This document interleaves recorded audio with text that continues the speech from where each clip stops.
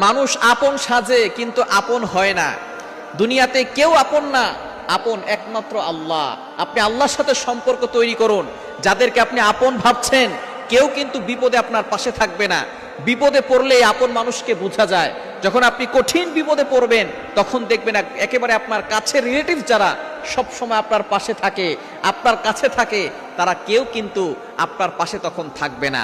এটা সবচেয়ে ভালো বোঝা যায় যখন কোনো মানুষ দুনিয়া থেকে বিদায় নেয়, তখন কিন্তু কবরে কেউ তার সাথে যায় না। বোঝা গেল দুনিয়াতে কেউ আপন হয় না। একা দুনিয়াতে এসেছি, একাই আবার সেই কবরে চলে যেতে হবে। কেউ আমার সাথে কবরে থাকবে না। সুতরাং আপন একমাত্র আল্লাহ। আল্লাহর সাথে সম্পর্ক তৈরি করুন।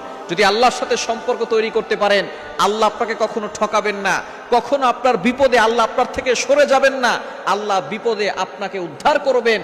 আল্লাহ পাক রব্বুল আলামিন কবর জগৎ থেকে, কবরের ভয়ঙ্কর আযাব থেকে, জাহান্নামের আযাব থেকে আপনাকে হেফাজত করে আল্লাহ আপনাকে নাজাতের ব্যবস্থা করে দিবেন। এজন্য দুনিয়াতে কেউ আপন না, আপন একমাত্র আল্লাহ। ওই আল্লাহর সাথে সম্পর্ক তৈরি করুন।